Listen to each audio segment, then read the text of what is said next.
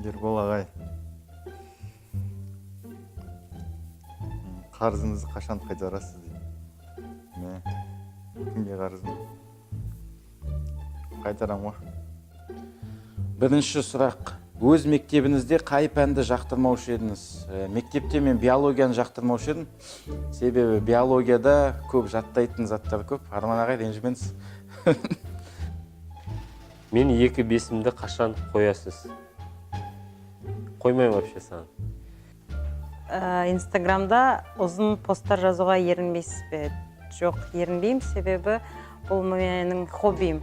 Батыс өлкелерінде болдыңыз ба? Я, болдым. Турникке неше рет тартыласыз? Қазір барымша тартылып көрмеппін.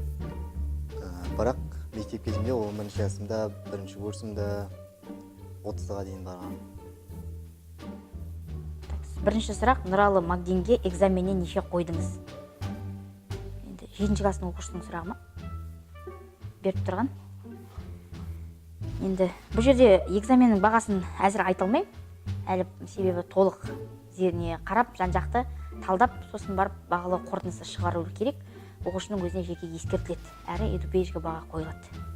Біздің лицейге келгенде алғаш алған әсеріңіз қандай? Болды ма? Қасан? Типа современный лицей сондай әсер болды. Болды? Ықылас ағай. Бірінші сұрақ, неге семірмейсіз? Ербол ағай семірді ғой. Неге семірмейсіз? Қылық сұрақ, мен өз табиғатым сондай. Бірақ семіргенді өзім қалаймын. Алтынбек ағай, неге көп жерде жұмыс істейсіз? Ақша жетпей жүрме? Лақтырып жіберейік пе? Точно оқушылардың сұрағы ма? Лақтырып жіберіңдер, счетты айтайын ба? Жоқ, жұмыс істедегесін істеп жатырмыз. Өзіміз сұрану емес. Екінші сұрақ, аяғыңыздың размері қанша? 42-ші размер аяғыңыз. Екінші сұрақ, неге физика пәнін таңдадыңыз? Физика пәнін таңдаған себебім, физикада көп есептер болсын, теориялар болсын, жалпы сабақтың өзі өмірмен тығыз байланысты болған үшін мен осыны таңдадым. Сұрақ, жалғыз сабақ беруден шаршамайсыз ба? Енді арасында соңғы сабақтарда шаршау болады, бірақ әрбір сынып, әрбір оқушы, ол әртүрлі жеке тұлға ғой, сондықтан жыл өткен сайын сол балалармен бірге біз өзімізде сол қызығып сабақ беруден шаршамаймыз әр уақытта. Және әртүрлі өткізуге тырысамыз сабақтарды. Ең сүйікті оқушыңыз кім? Сүйікті оқушыларым көп. Бірақ өзінің сабағын жақсы оқитын, мотивациясы жоғары және де болашаққа көп үміт күткізетін оқушыларды өте жақсы көремін. Лицей оқушыларының мінезі қандай болу керек? Лицей оқушыларының мінезі салмақты, сабырлы, қалай айтсақ болады. Қажет уақытында дұрыс шешім қабылдай алатындай ер жүрек деген сияқты жақсы мінездер болу керек бойында. Тағы да басқа да жақсы мінездер болу керек. Неге интернетке инкогнитомен кіресіз? Тығатыныңыз бар ма? Кейбіреулер сияқты барлық жерге аккаунттар қалдырып кеткен жақсы көрмеймін. Лицейде сіз көрген ең үздік буын? Үздік буын жылда болады бізде. Сонда ең үздік деген әлі бола берді деп ойлаймын. Ваше любимое наказание? Стульчик в углу. Екінші сұрақ, Чинге случайно не ваш братишка? Жоқ, бірақ қатты ұқсайды деп айтады, 7-ші класстардың өздері алдыңғы жылы соған қаншама приколдар болған. Так, бірінші сұрақ, жас кезіңізде ұнататын қызыңыз болды ма дейді. Негізі болды, атын айтпай қоймын. На что вы готовы за $1 миллион? Ну, меня особо не интересуют деньги, наверное. Если бы интересовали, все по-другому, наверное, было. Окей, қайда тұрасыз? Лицейдің қасында? Шашыңызды немен жуасыз? Айранмен жуамын. Екінші сұрақ, өмірдің мәні неде деп ойлайсыз? Енді өмірдің мәні бұл енді біріншіден адам баласы үшін ата-анасының қасында, өзінің толық отбасында болу. Екіншіден қоршаған ортадағы достарының өте жақсы сыйластықта болу. Енді үшіншіден біз мұғалімдер үшін алдымыздағы балаларымыздың оқытып жатқан үлкен жетістіктерін көру. Енді шын айтында енді өмірдің мәні осы деп ойлаймын. Аллаға шүкірміз, қазір балаларымыздың бәрі, оқушыларымыздың да барлығы жақсы оқиды, жақсы жетістіктермен көзге түседі деген үлкен үміттемін. Неге 3-ші курста үйлендіңіз? Курсқа байланысты емес. Жас келгесін үйлендік. Балаларыңыз үшін жан қиюға дайынсыз ба? Дайынмын. Үшінші, мектепте нешеге оқыдыңыз? Мектепте 5-ке оқыдым, 4-терде болып тұрды, бірақ жалпы бәрі 5 деп айтсам болады. Үшінші, какую машину вы хотите? Бұрыннан бері армандап келе жатқаным өзім BMW негізі жақсы көретін машина. X5, X6 там бола береді. Atraf Lisesi'ne geleli beri neşe okutçuyu çaya çağırdığımız 10. Екінші сабақ, сіз үшін лицей оқушылары қандай? Мен үшін лицей оқушылары осы облысымыздағы ең үздік, ең үлгілі, ең тәрбиелі оқушылар деп есептеймін. Төртінші сұрақ, Азамат Аби сіздің сүйікті оқушыңыз екені рас па дейді. Енді сүйікті оқушылардың бірі, ең сүйікті демей-ақ қойын, бірақ солардың бірі. Балаңыз болса атын кімге ұқсатып қояр едіңіз? Бұл сондай бір логикалық сұрақ болса, білмеймін, бірақ маған жалпы шын айтса, мұндай мағыналы аттар ұнайды. Енді ұқсатып деп білмеймін. Muğallimler arasında Ataman kim дейді? Muğallimler Ataman kim болмасын? Наурызбай ағай шығар, бәрін болса. Төбелестен болса. Или кім бар басқа? Или Нұрбек ағай, заводчика, қорғатын жер бар.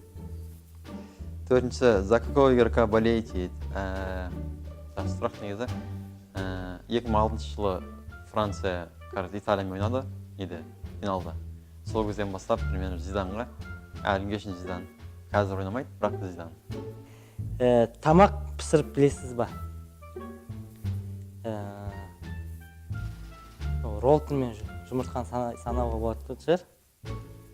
Ұлтыңыз қандай? Мен түрікпін. Ұжымыңыздағы ең ақкөңіл мұғалім. Ұжымымыздағы ең ақкөңіл мұғалім, менің ойымша Гүлсар апай. Немесе Марина апай деп айтсам болады.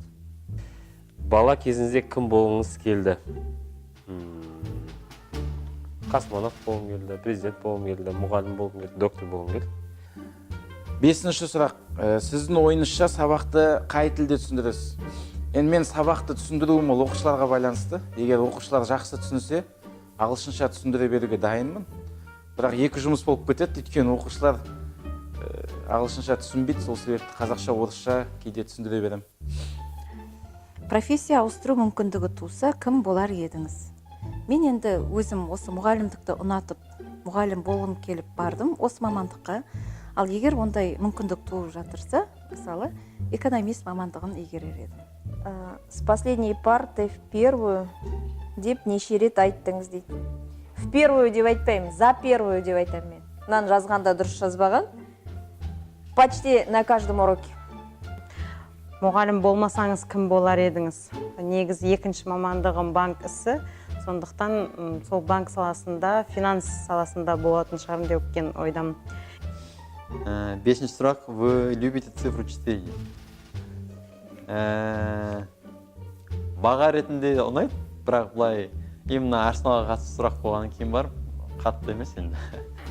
Қай сыныпқа сабақ бергіңіз келеді? 7 мен 8-дер. Döner mi, kurdak mı? Döner. Makrube mi? 5 parmak mı? 5 parmak. Үшінші сұрақ, таз бас бала үй жұмысын жасамай келсе, қалай жазалайсыз? Енді үй жұмысын бұл жерде енді тазбас бала деген шашы жоқ бала деп ойлаймын. Енді үй жұмысын бұл жерде жазаламаймыз ғой, енді шамамыз келгенше. Енді үй жұмысының әртүрлі себептері бар. Сондықтан жаңағы қалай деп айтса болады, енді әртүрлі себептер бар. Себебіне қарай енді жазамыздың түрі әрі қарай жаңа оқушыға мүмкіндік береміз. Қазіргі таңда оқушыны жазалауға болмайды ғой. Шамамыз келгенше енді ұрыспағанмен соған жақындатып ескертеміз ғой. Үй жұмысы берілмеуіне қалай қарайсыз? Үй жұмысы берілмеуіне қалай қараймын? Енді дұрыс қараймын. Өйткені біздің оқушылар өкінішке орай үй жұмысын біраз көшіріп бар. Сол себептен дұрыс қараймын. Сонда демек бірде мынандай үй жұмысын көшірмейтіндей бір түрде беру керек. Кубик Рубик жинай аласыз ба? Жинай алмаймын. Шашып былай жинай аламын, а былай жинай алмаймын. 6-шы, мұғалімдер арасында ең әзілқой кім? Мен ойымша, мұғалімдер арасында ең әзілқой ол Мехмет бей және Ибрахим бей. Мехмет бейді мен Ақтөбеден бері танимын. Оның әзілдері де әлі есімде. Қазір мына жерде айтпай ақ қойын, бірақ жақсы әзілдері. Кез келген ғасырдағы кез келген адаммен сөйлесуге мүмкініңіз болса, кіммен сөйлесер едіңіз? Қызық сұрақ екен. Сөйлесетін адамдар негізі көп қой. Бірақ та мына жер кесу керек па? Кеспеу керек па? Кез келген ғасырдағы кез келген адам. Дәл қазір айтамын. Бірақ қызық сұрақ екен, ойланам. Шымкенттің қыздары қандай дейді? Шымкенттің қыздары қызың ғой. Кішкентай кезіңізде қандай арманыңыз болды? Шынымды айтсам, мен бала күнімде ең бірінші әкем шофер болғаннан кейін біраз жасқа дейін бала күнімде шофер болғым келетін. Бастауыш мектептерде кім боласың өскенде дегенде шофер деп жазған. Кейін шофер деген что-то слишком простой сияқты. Өсе келе уже армандар өзгерді. 6-шы сұрақ, каково это болеть за Арсенал дейді. Тема ғой, тема. Сіз оқыған кездегі мен қазіргі лицейдің айырмашылығы дейді. Қазіргі енді лицейде мүмкіншіліктер көп, бірақ біздің кезімізде оқуға деген құлшыныс көбірек болған сияқты. Миыңыз қанша терабайт? Оны білмедім. Ол сұраққа жауап бере алмаймын. Жақсы. Руфат красавчик пе, Руфик пуфик красавчик емес. Интернет қашан қондырасыз? Интернет информатикада бар. Главное. Ең сүйікті өлеңіңіз. Өлеңге қатты қызықпаймын, шын айтса. Бірақ Мұқағали Мақатаевтың өлеңдерін жақсы сүйіп оқимын. Қай-қайсы болса да, өте жаныма жақын. 7-ші сұрақ, Шымкенттің тәрбиешілері қандай? Шымкенттің тәрбиешілері зың-зың. Мирастың президенттігінен не күтесіз? Білмеймін ал. Басқа біреуге дауыс бергенін білесің. Жақсы жұмыс жасайтын шығар енді. Әділов Данияр дауыс кетпесе. Ұят болады. Рэп оқи аласыз ба? Рэп оқи аламын ба? Оқи аламын, бірақ оқымаймын қазір. Ең соңғы сұрақ, өткен әзілдеріңізді саусақпен санап беруге болады ма дейді. Саусақтарын жетпейді оны санау үшін. Идеяңыз таусылып қалса, не істейсіз дейтін сұрақ. Идеяң таусылып қалса, енді көмекке балаларым шақырам, ақылдасам олармен. Лицей оқушыларына айтар батаңыз. Мәссаған. Ал лицей оқушылары, сендерге айтар батам. Оқуда озат, үлгілі тәртіпті оқушы болыңдар. оқуды жақсы қалағандарындай бітіріп, жақсы жоғары оқу орнына түсіп, ата-аналарының, мына біздер мұғалімдердің үмітін ақтап, жақсы Қазақстанымыздың патриот азаматы болуларына тілектеспін.